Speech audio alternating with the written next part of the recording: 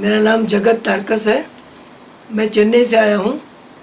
वैसे बेसिकली मैं sports goods का बिज़नेस करता था और उसमें स्पेशलाइजेशन था मेरी ट्रॉफ़ीज़ का। मैं ट्रॉफ़ीज़ बनाता था और उससे पहले अगर मैं जाऊँ तो मेरे टीन्स की तरफ, तो उस वक्त मैं गाने भी गाता था। तो रफ़ी साहब मेरे सबसे पहले फ़ैन के हिसाब से मैं उनके गाने गाता था। तो मैं उनका पहला फ़ैन हूँ ऐसे ही समझकर मैं हर गाना गाता था। और ख़ास करके उनके गाने जो नौशाद साहब के साथ बने हुए हैं वो मुझे बहुत पसंद होते थे। तो मैं बहुत गाने गाता था उनके। और हम लोग क्रिकेट खेलते थे, तब शाम में क्रिकेट खेलने के बाद ग्राउंड में बैठ जाते थे। क्रिकेट बैट तबला बन जाता था और मेरे गले से गाने निकलते थे। तब भी रफ़ी साहब के गाने गाते थे।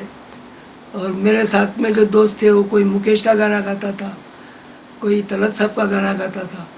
तो ऐसे हम लोग ने बहुत एंजॉय किया है और बचपन मेरा गानों के साथ ही गुजरा है और गानों में खास रफ़ी साहब के साथ। लेकिन फिर जब रियाज़ नहीं करता था मैं, तो मेरी आवाज़ ख़त्म हो गई।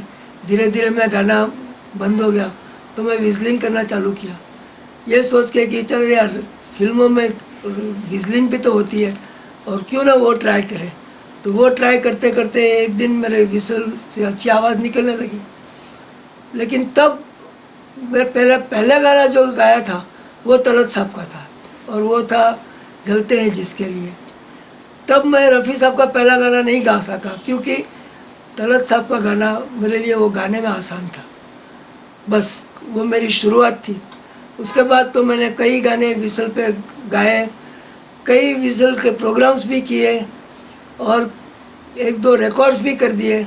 और उसमें सबसे आखिरी जो रिकॉर्ड था मेरा, वो रिकॉर्ड है कि मैंने 8 घंटे में 111 गाने कंटिन्यूस विज़लिंग किया, जिसमें रफ़ी साहब की बेटी और उनके दामाद भी वहाँ पे आए थे और उनको मैंने ये मोमेंटो भी उधर उनको प्रेजेंट किया था ताकि उनको भी याद रहे कि रफ़ी साहब का कोई ऐसा भी दीवाना है जिसने रफ़ी साहब के 111 गाने गाए कंटिन्यूस, वो भी विसल पे।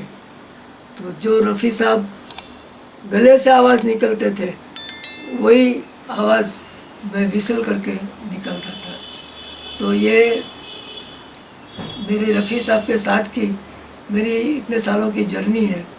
लेकिन आज जब मैं यहाँ पर आया हूँ तो मुझे ये देखकर इतनी खुशी होती है कि अचीवमेंट बोले तो क्या है, तो अचीवमेंट यही है कि भाई अपना जो भी हुनर है उस हुनर को हम किस हद तक लेके जाते हैं उसको बोलते हैं अचीवमेंट। तो रफ़ी साहब ने जो अपनी आवाज़ से एक फ़कीर के पीछे जाते जाते गाना सुनते सुनते उनको अपने दिलो दिमाग में उतार लिया और इतना अच्छा गाने लग गए कि 55 साल तक उन्होंने ये गाने की दुनिया में एक तहलका मचा दिया। इतने अच्छे गाने गाए, इतने अच्छे गाने गाए हैं कि बात न पूछो। ऐसा गाना कौन गा सकता है, ये मेरे लिए ही नहीं दुनिया में किसी के लिए भी एक सवाल होगा कि इस तरह से गाने कोई नहीं गा सकते। कितने गाने, अगर कोई कहे कि कोई एक गाना बताओ तो मैं बोलूँगा अरे एक गाना से क्या होता है, 100 गाने ले लो मेरे से, मैं उनके गाने बता दूँगा आपको एक एक करके। और ख़ास करके उनका दुनिया के रखवाले और मन तरपत हरि दर्शन को आज, ये 2 बैजू बावरा के गाने जो हैं वो गाने को मैं कभी नहीं भूल सकता।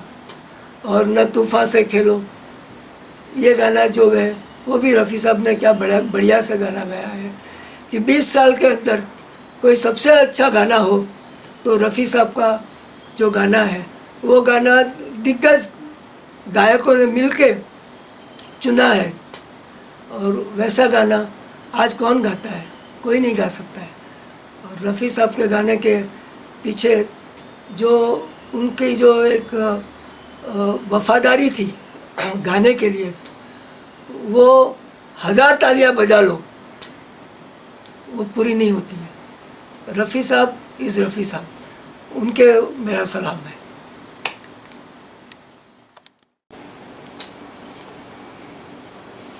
मैंने जो आपको विस्लिंग के बारे में बताया, उस विस्लिंग से मैंने जापान जाके कंपटीशन में भी फर्स्ट प्राइज़ मुझे मिला था। और उधर जब मैं गया था तब मैंने ये एक छोटा सा गिटार शेप में रफ़ी साहब का पिक्चर लगा के एक मोमेंटो बनाया है। ये हमने खुद ने हमारी फैक्ट्री में बनाया था और ये वहाँ पे मैंने कुछ लोगों को गिफ्ट किया था।